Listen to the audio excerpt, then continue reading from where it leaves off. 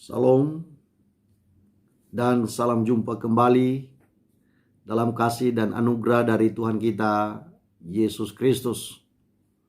Pada hari ini saya mengajak kita sekalian untuk merenungkan satu bagian firman Tuhan yang tertulis di dalam 1 Tesalonika pasalnya yang keempat, ayatnya yang ke-13 sampai dengan ayatnya yang ke-18. Saya bacakan untuk kita sekalian.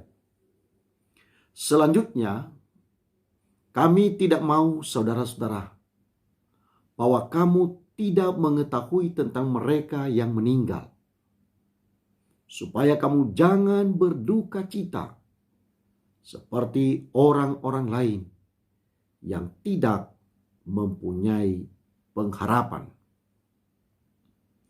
Karena jikalau kita percaya bahwa Yesus telah mati dan telah bangkit, maka kita percaya juga bahwa mereka yang telah meninggal dalam Yesus akan dikumpulkan Allah bersama-sama dengan Dia. Ini kami katakan kepadamu dengan firman Tuhan. Kita yang hidup, yang masih tinggal sampai kedatangan Tuhan, sekali-kali tidak akan mendahului mereka yang telah meninggal. Sebab pada waktu tanda diberi, yaitu pada waktu penghulu malaikat berseru dan sangkakala Allah berbunyi, maka Tuhan sendiri akan turun dari surga, dan mereka yang mati dalam Kristus akan lebih dahulu bangkit. Sesudah itu, kita yang masih hidup, yang masih tinggal akan diangkat bersama-sama dengan mereka dalam awan menyongsong Tuhan di angkasa. Demikianlah kita akan selama-lamanya bersama-sama dengan Tuhan. Karena itu, hiburkanlah seorang akan yang lain dengan perkataan-perkataan ini. Tema perenungan kita pada hari ini, Bapak, Ibu, dan saudara-saudara yang terkasih, makna rapture atau makna pengangkatan bagi orang percaya. Bapak, Ibu, dan saudara-saudara yang terkasih dalam nama Tuhan kita Yesus Kristus. Bacaan kita hari ini adalah tulisan Rasul Paulus kepada jemaat yang ada di Tesalonika. Rasul Paulus sedang memberikan satu penjelasan sekaligus penghiburan bagi jemaat yang ada di Tesalonika. Rasul Paulus menjelaskan kepada mereka bahwa yang pertama, masih ada kehidupan setelah kematian. Sekali lagi, masih ada kehidupan setelah kematian. Kematian bukanlah akhir dari segalanya. Yang kedua, destinasi atau tujuan akhir bagi orang percaya adalah hidup bersama Tuhan. Orang percaya selalu memiliki kerinduan untuk bertemu dan hidup bersama dengan Tuhan. Yang ketiga, hidup di dunia ini hanyalah sementara dan pasti berakhir. Semua yang ada di dunia ini suatu saat nanti akan kita tinggalkan. Baik itu emas, perak, berlian, dan segala bentuk kemewahan dan keindahan lainnya, semuanya itu akan kita tinggalkan.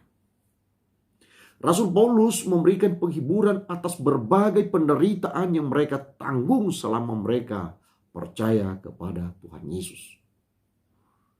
Melalui penjelasan dan penghiburan dari Rasul Paulus ini, jemaat di Tesalonika mendapat kepastian tentang pengharapan kehidupan yang kekal bersama dengan Tuhan Yesus. Itulah sebabnya pasalnya yang keempat ayatnya yang ke-18 itu tadi dikatakan demikian. Karena itu hiburkanlah seorang akan yang lain dengan perkataan ini. Hiburkanlah seorang akan yang lain dengan perkataan-perkataan ini. Ini benar-benar sangat menghibur. Menghibur orang-orang yang percaya. Bapak, Ibu, dan saudara-saudara sekalian, makna pengangkatan, makna rapture dalam teks yang kita baca terhubung langsung dengan pengharapan sebagai orang yang percaya. Karena itu, marilah kita lihat pengharapan apa saja yang disampaikan oleh Rasul Paulus kepada jemaat yang ada di Tesalonika. Inilah pengharapan-pengharapan yang dicatat oleh Rasul Paulus kepada jemaat yang ada di Tesalonika.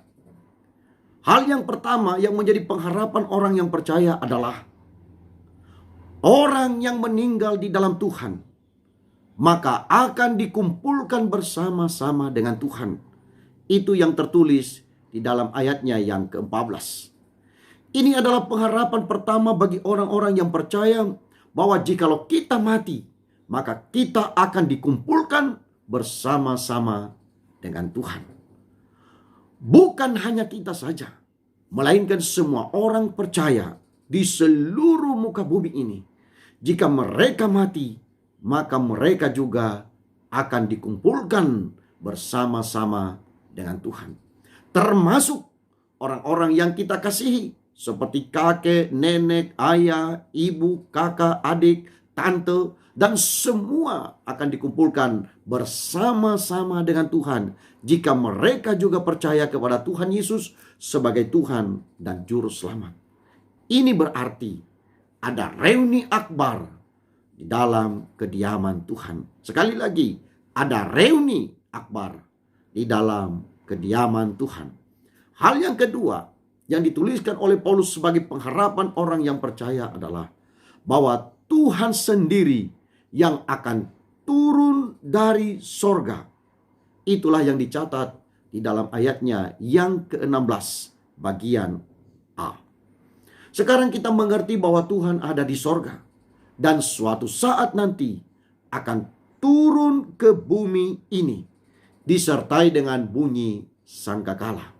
Sangkakala itu dapat juga disebut sebagai trompet sorgawi.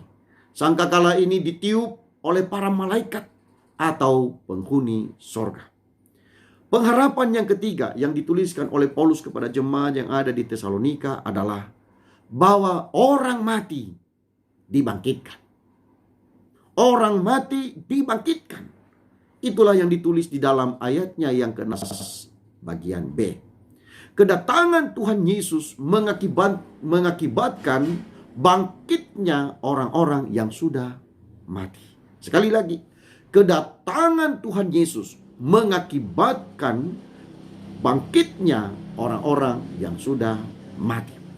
Jika Yesus tidak datang, maka sulit untuk mengatakan bahwa ada kebangkitan orang mati. Namun, karena kedatangan Yesus merupakan suatu kepastian, maka kebangkitan juga adalah suatu keniscayaan. Orang-orang percaya yang pernah mati, baik yang dikuburkan maupun yang terbakar, atau dengan cara kematian yang lain, semuanya pasti dibangkitkan sesaat setelah kedatangan Tuhan Yesus. Maka mereka yang dibangkitkan mendapat kemuliaan.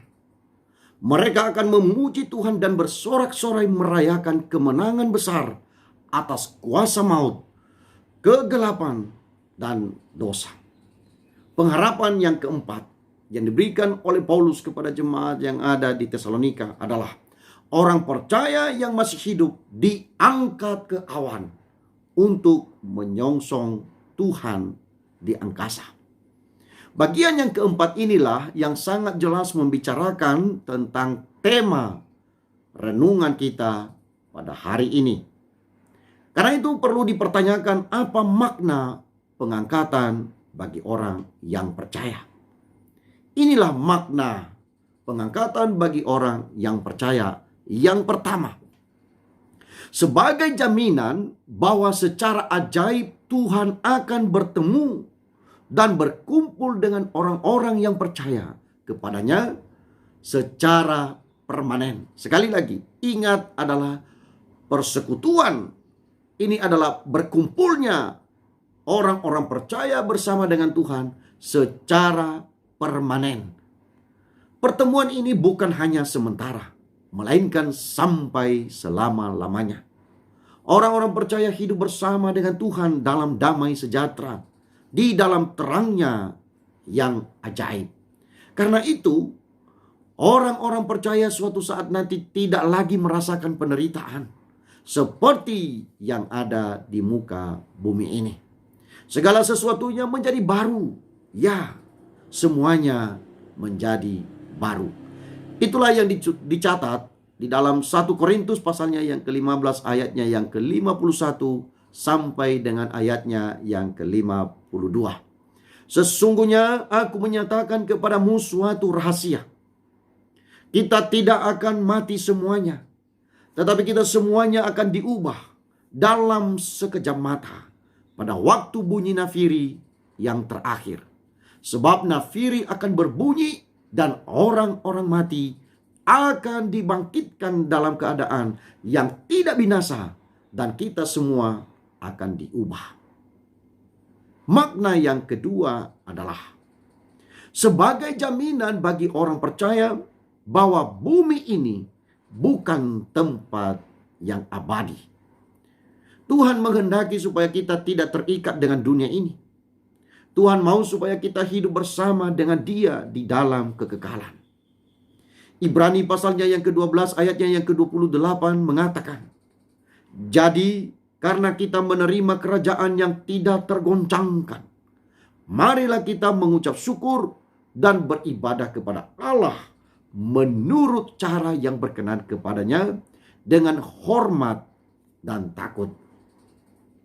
Tuhan akan membawa kita di dalam kerajaannya yang tidak tergoncangkan. Bumi ini dilanda gempa, bumi akan hancur, bumi akan lenyap, tetapi kerajaan Allah tetap abadi selama-lamanya. Rumah kita di bumi ini akan hancur, akan lenyap, tetapi tempat tinggal kita bersama dengan Tuhan tetap kokoh, tak terguncangkan. Bagian yang ketiga, makna dari pengangkatan bagi orang yang percaya adalah sebagai jaminan bahwa ada balasan dari Tuhan bagi mereka yang sungguh-sungguh percaya kepadanya. Ada balasan yang diberikan oleh Tuhan bagi mereka yang percaya kepadanya. Tidak ada pekerjaan yang sia-sia di dalam Tuhan. Semuanya Tuhan akan perhitungkan. Tuhan akan membalaskan segala perbuatan kita selama kita ada di muka bumi ini. Karena itu, jangan pernah ragu untuk percaya akan pertolongan Tuhan. Dan bahwa Tuhan tidak melupakan jerih lelah kita di dalam mengikut Dia. Perhatikan dan dengarkan bagian firman Tuhan yang akan saya bacakan berikut ini. Wahyu pasalnya yang ke-14 ayatnya yang ke-13 dikatakan begini. Dan aku mendengar suara dari sorga berkata, tuliskan, berbahagialah orang-orang mati yang mati di dalam Tuhan sejak sekarang ini. Sungguh kata Roh, supaya mereka boleh beristirahat dari jerih lelah mereka, karena segala perbuatan mereka menyertai mereka. Orang mati di dalam Tuhan pasti bahagia. Orang mati di dalam Tuhan disuruh untuk istirahat.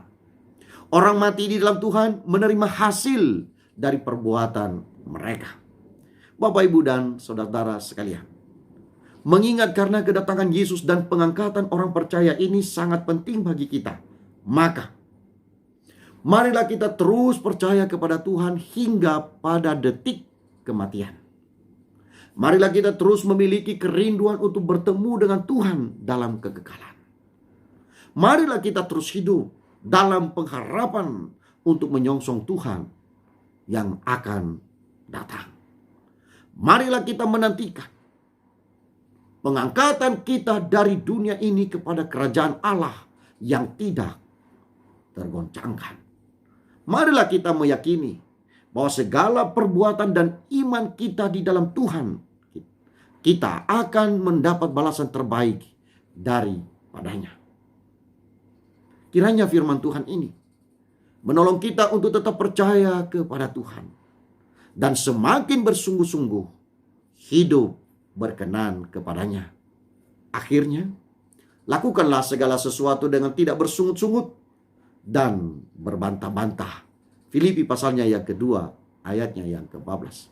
Supaya kamu tiada beraib dan tiada bernoda sebagai anak-anak Allah yang tidak bercela di tengah-tengah angkatan yang bengkok hatinya dan yang sesat ini. Sehingga kamu bercahaya di antara mereka seperti bintang-bintang di dunia. Filipi pasalnya yang kedua, ayatnya yang ke-15. Tuhan Yesus memberkati kita sekalian. Amin.